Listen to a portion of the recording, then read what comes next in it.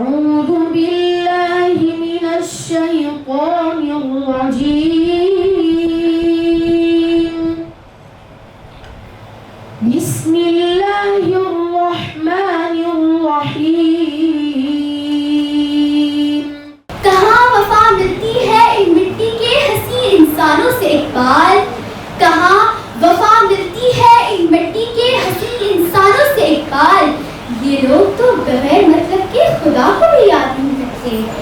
معزز سامعین و حاضرین کو میری جانب سے السلام علیکم۔ آج مجھے ضروری اور دلچسپ موضوع پر لبکشاں ہونے کا موقع ملا ہے۔ وہ موضوع ہے ہر شخص یہاں پر تاجر ہے، ہر وقت تجارت ہوتی ہے۔ یہ موضوع ہے تجارت کا، جو کہ ہم میں سے ہر شخص کی زندگی کا ایک اہم حصہ ہے۔ ہم میں سے ہر شخص ایک تاجر ہے، چاہے وہ کسی بھی قسم کا جدا ہو، ہر شخص تجارت میں شامل ہے۔ یہاں سودے ہوتے ہیں جب اس ہاتھ دے اس ہاتھ لے، نیکی کا بدلہ نیک ہے، بد سے بدی کا ساتھ لے، آرام دے دکھ درد دے آفات لے۔ جی ہاں سجانے مکار، ہر شخص یہاں پر تاجر ہے، ہر وقت تجارت ہوتی ہے۔ یہ وہ حقیقت ہے جو زندگیوں کو تشکیل دیتی ہے، جو سرحدوں، ثقافتوں اور پیشوں سے تجاوز کرتی ہے، جو ہم سب کو ایک برابر بناتی ہے۔ میرے عزیز ساتھیوں، صبح نیند سے بیدار ہوتے ہی ہم لین دین میں مصروف ہو جاتے ہیں۔ یہ زندگی کا بازار خوب سستا ہے، جہاں وقت کے بدلے پیداواری، محنت کے بدلے انعام اور رشتوں کے بدلے جذباتی سکون کا سودا کیا جاتا ہے۔ ایک طالب علم اچھے نمبروں کی خاطر علم سے قیمت چھپاتا ہے، ملازم تنخواہ کی طرف میں مہارتوں کا سودا کرتا ہے۔ کوئی تازہ ہوا چلی ہے، یہ ایک ایسا جملہ ہے جو امید اور تبدیلی کی علامت ہے۔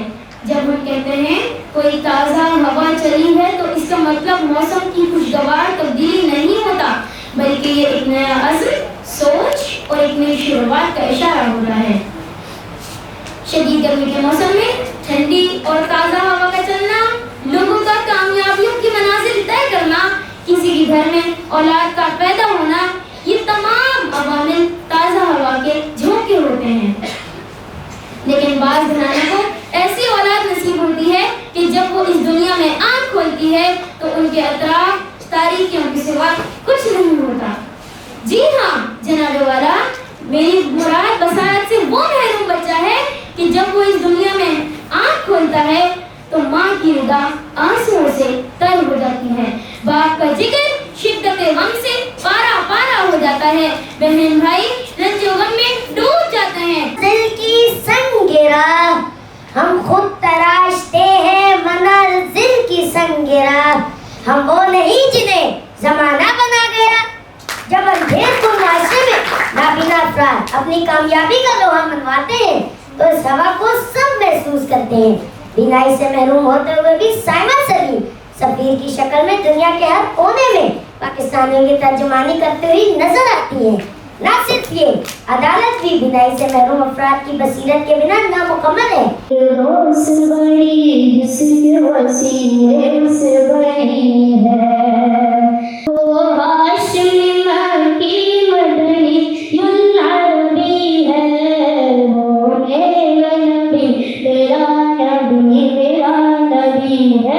آج مجھے جس موضوع پر لبکشائی کرنے کا موقع ملا ہے وہ ہے ہر شخص یہاں پر تاجر ہے، ہر وقت تجارت ہوتی ہے۔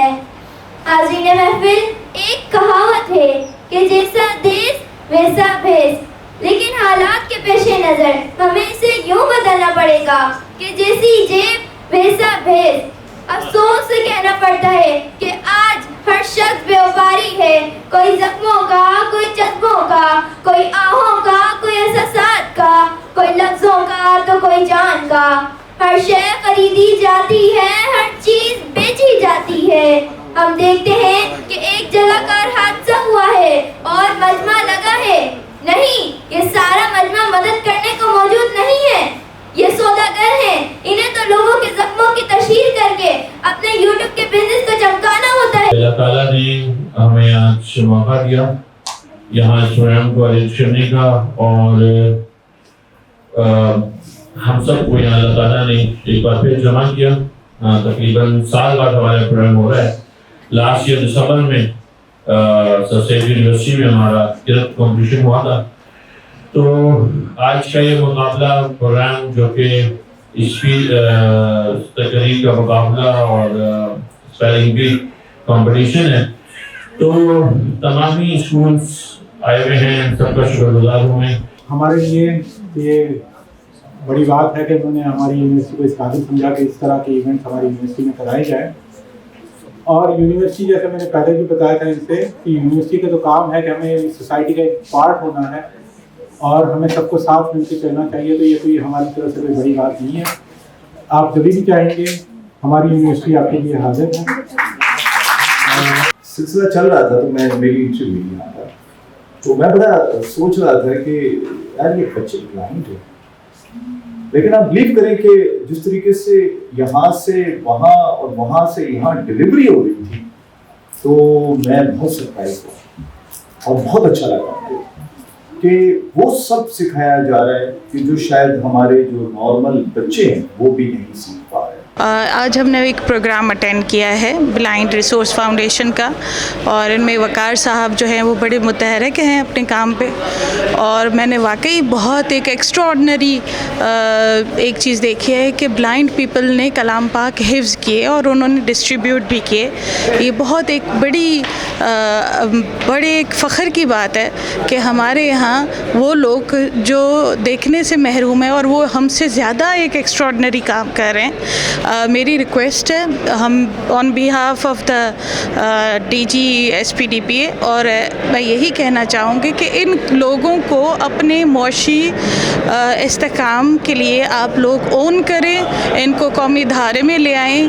ان کی جو ہمارے ایکٹ کے مطابق 5% جاب کوٹا ہے, اپنے پرائیویٹ, گورنمنٹ, سیمی گورنمنٹ اور نان پروفیٹیبل آرگنائزیشنس کے اندر ان کو اپنی ذات کا حصہ بنائیں, اپنے قومی دھارے میں لے آئیں تاکہ یہ معاشی مستحکم ہو. میں وقار یونس صاحب کی کاوشوں کو بہت زیادہ سراہنا چاہوں گا, جیسے کہ انہوں نے بریل قرآن کی ایک بنیاد رکھی ہے, ٹھیک ہے, اس سے کتنے حفاظ نہ جانے حفظ کر رہے ہیں اور کتنے لوگ قرآن کو پڑھنے کا طریقہ سیکھ رہے ہیں, قرآن پڑھنا سیکھ رہے ہیں. اس سے کیا ہوتا ہے کہ وہ تمام بلائنڈ لوگ جو آگے جا کر تھوڑے سے حوصلہ افزائی میں تھوڑے سے کم ہو جاتے ہیں, ان کے حوصلے پست ہو جاتے ہیں, وہ کیا کرتے ہیں, وہ کچھ مدرسہ پڑھانے لگ جاتے ہیں, کچھ تعلیم حاصل کر لیتے ہیں. تو اس سے کیا ہوتا ہے, ان کی حوصلہ افزائی ہوتی ہے اور وہ بھیک مانگنے جیسی برے کاموں سے, افعال سے بچ جاتے ہیں. مجھے یہاں پہ بحیثیت جج کے طور پہ اسپیلنگ بی کمپٹیشن کے لیے بلایا گیا تھا, اور میں انتہائی ذمہ داری کے ساتھ یہ بات کہنا چاہوں گی کہ وہ بچے جن کے بارے میں یہ سمجھا جاتا ہے کہ شاید وہ معاشرے کے ساتھ نہیں چل پائیں گے یا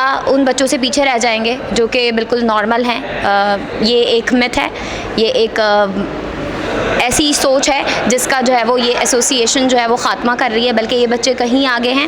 اور جیسا کہ بارہا اس پروگرام میں کہا گیا کہ شاید ہم دیکھ کر بھی جو کچھ نہیں دیکھ پا رہے یا شاید جان بوجھ کے کچھ دیکھنا نہیں چاہتے, یہ بچے اس پروگرام میں اسپیچ کمپٹیشن کے تھرو ہمیں بار بار وہ چیز دکھاتے رہے. ایک چیز جو بہترین میرے لیے ایک لرننگ پوائنٹر رہا آج کے پروگرام سے, وہ یہ کہ ان بچوں نے کہا کہ ہماری جو تاجر کمیونٹی ہے اس کو جو ہے وہ دیانتداری کی ضرورت ہے, اور مجھے یقین ہے کہ اگر یہ کمیونٹی اپنا کام دیانتداری سے سر انجام دے گی اور اساتذہ اور اس طرح کی آرگنائزیشنز مل کر ایک دوسرے کا ہاتھ تھامیں گے, تو میرا خیال ہے کہ پاکستان جو ہے وہ بہت آگے جائے گا.